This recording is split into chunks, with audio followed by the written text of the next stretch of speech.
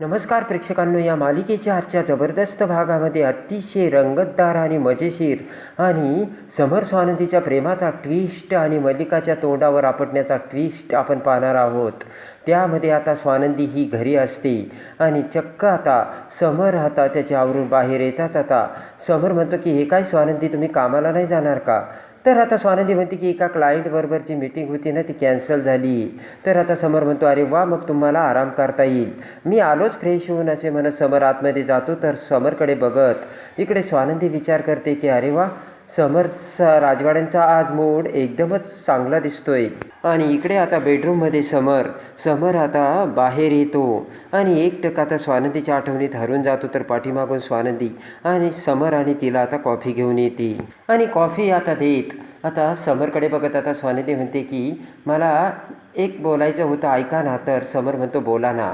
तर आता स्वानंदी म्हणते की मी ना आईकडे होते ना, तेव्हा मला रोहन भेटला. आणि स्वानंदी म्हणते की मग मला आठवलं, तो नाही का आपल्याला सांगत होता, तो नाटकाला गेला होता, नाटक बघायला. आणि स्वानंदी म्हणते की मग गेला तो नाटक बघायला, आणि असं जायला पाहिजे बघायला नाटक ना आयुष्यातून एखाद्या वेळेस, सिनेमा नाटक बघायला, नाही का? आणि समर म्हणतो की मग जा तुम्ही नाटक बघायला, मला वेळ नाही आहे. तर आता स्वानंदी म्हणते असं कसं, आयुष्यात असासाठी वेळ काढावा लागतो. आणि समर म्हणतो मी तुम्हाला तिकीट काढून देतो, मग तुम्ही जा.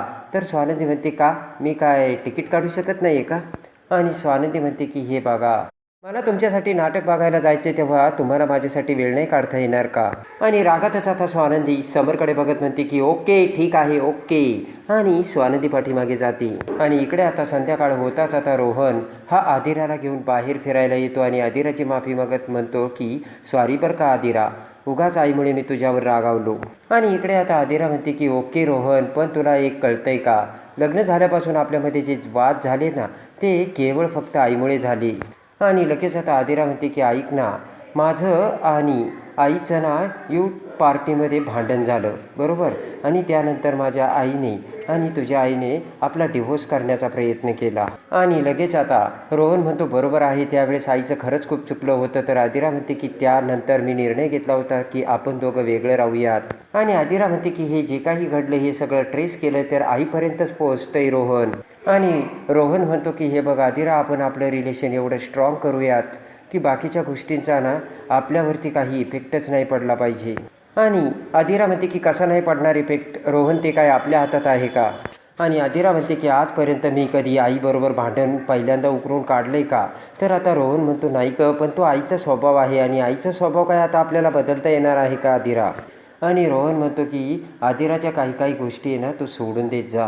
रोहन म्हणतो की जाऊ दे आईचं सोडून दे, पण नंदुताईला तू आवडतेस आणि माझं तुझ्यावरती किती प्रेम आहे आदिरा, तुला माहिती आहे ना. आणि बाबांचं तर काय, बाबा तुझ्याच फेवरमध्ये असतात. आदिरा म्हणते की एवढं काही नाही रोहन, अरे फॅमिलीबरोबर राहायला मला देखील आवडते, मी तुला म्हणत नाही आहे तू नातं तोडून टाक. आणि रोहन म्हणतो मला कळतंय आदिरा, आई ना कधी कधी तुझा खूप अंत बघते.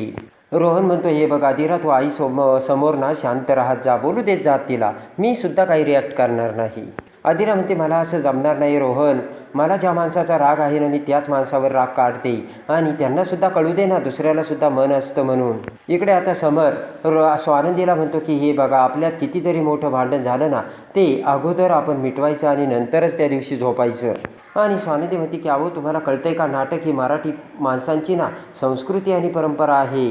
स्वानंदी म्हणते तुम्हाला माहिती आहे का, नाटक बघायला गेल्यावरती त्या खुर्च्यांच्या सुवासाच्या मध्ये नाटक बघायचं, त्या टाळ्यांचा गजर, तो आनंद एक वेगळाच अनुभव असतो. आणि इकडे आता रागा वैतागे कंटाळून समर म्हणतो की ठीक आहे, बघूयात काय करायचं ते.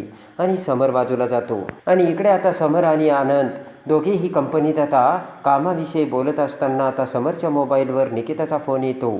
समर म्हणतो की निकिता, आणि मला फोन, तुमचं काही भांडण झालं का रे आनंद? तर आनंद म्हणतो नाही रे. आनंद म्हणतो हे बघ माझ्या माहितीप्रमाणे ना तर भांडण नाही झालेलं. आणि तेवढ्यात निकिताचा फोन कट होतो आणि पुन्हा आता समरचा फोन वाजतो. फोन बघताच आता समर म्हणतो आनंद, तू निकिताचा फोन उचलत नाही आहे का, म्हणून ती मला फोन करत असेल. आणि आता समर म्हणतो की झर उचल फोन.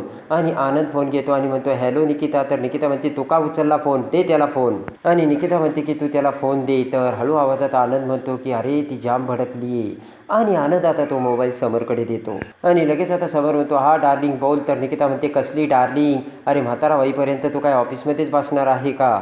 समरला आता आता काहीच कळेनासं होतं. आणि इकडे आता निकिता म्हणते की स्वानंदीने तुला काय सांगितलंय, मराठी नाटक बघायचंय ना तिला.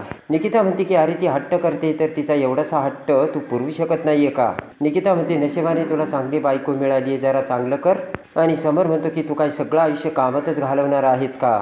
आणि निकिता म्हणते की नवरा बायकोंचा काही पर्सनल वेळ असतो की नाही, एकमेकांसोबत नाटक बघायला नको का.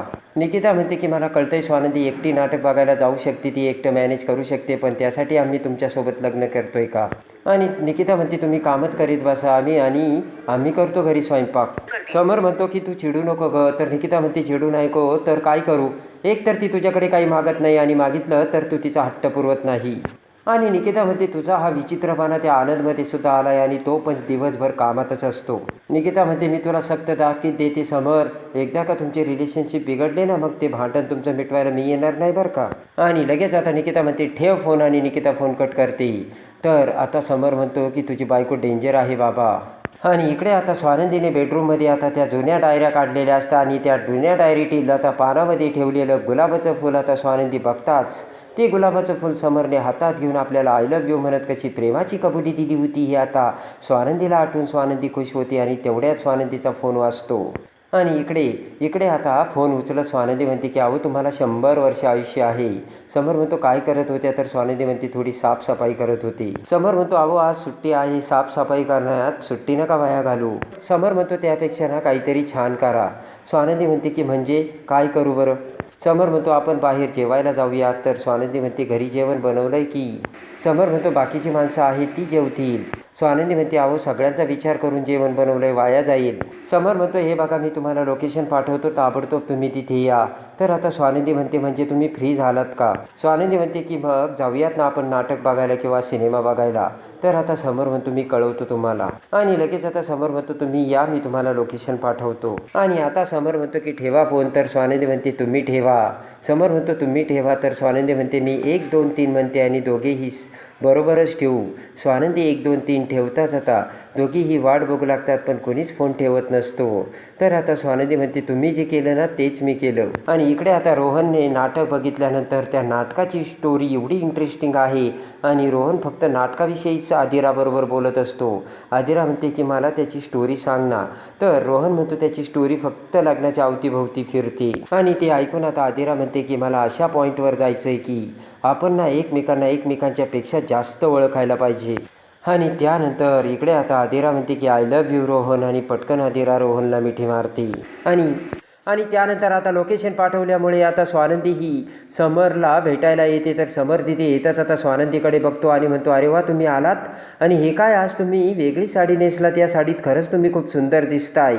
स्वानंदी म्हणते की अहो ही पहिल्यांदा साडी मी घातली, आपण बाहेर फिरायला आलो आहे ना. तर आता समर म्हणतो मला जर वेळ असताना मी फक्त तुमच्यासाठी इथे गाणंच म्हणत बसलो असतो आणि खरंच तुम्ही खूप सुंदर दिसता. आणि लगेच आता समर हा स्वानंदीकडे बघत गाणं गाऊ लागतो. तर स्वानंदी खुश होती. आणि स्वानंदी म्हणते 1 मिनटं तुम्ही आता असं का म्हणालात आपल्याला वेळ असता तर म्हणजे. तर आता समर म्हणतो की जायचं ना आपल्याला. स्वानंदी म्हणते कुठे.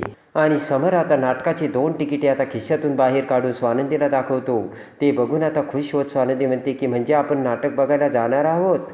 तर समर म्हणतो मग हे माझ्या हातात काय आहे आत्ता.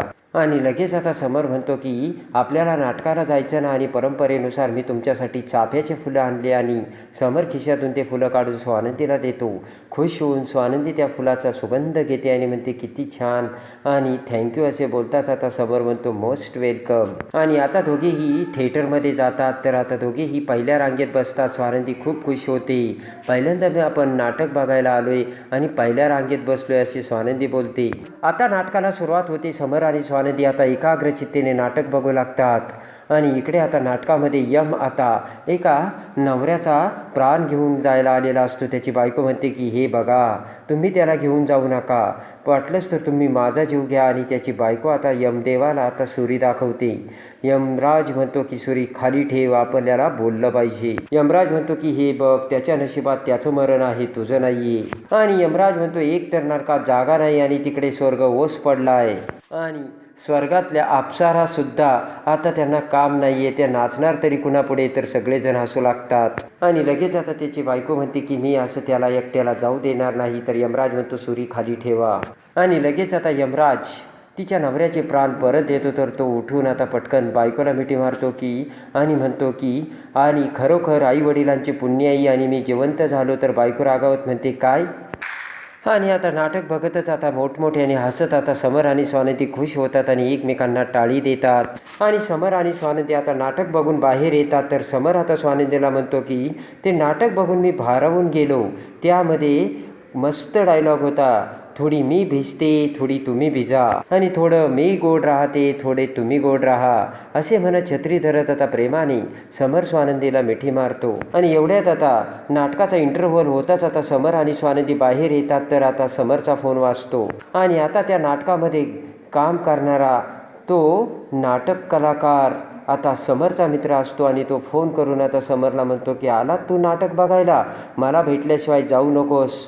तर पटकन आता स्वानंदीला घेऊन समर त्याच्यासमोर येतो आणि त्या कलाकाराला बघताच आता स्वानंदी खुश होते आणि समरचे एवढे कॉन्टॅक्ट आहेत कलाकारसुद्धा समरचा मित्र. तर लगेच आता तो कलाकार म्हणतो तू नाटक बघायला कसं काय आलास, तुला नाटक आवडत नव्हतं ना. तर समर म्हणतो यांच्यामुळे. आणि तो कलाकार म्हणतो मॅम तुम्हाला का नाटक बघायला आवडतं का. तर हसतच स्वानंदी म्हणते लहानपणापासून मी बाबांच्या सोबत नाटक बघायला जात होते. आणि स्वानंदी खुश होती आणि समरवर आता स्वानंदी झालेली असते ती इम्प्रेस. आणि आता समरच्या प्रेमात हरवून जात आता स्वानंदी कशी मल्लिकाच्या नाकावर टिचून समरची होते. आणि स्वानंदी आता कोणती कमाल करते आणि राजवाड्यांच्या घरची कशी मालकीन होते हे बघण्यासाठी आणि या मालिकेच्या डेली अपडेटसाठी आपल्या चॅनलला लाईक करा, सबस्क्राईब करा.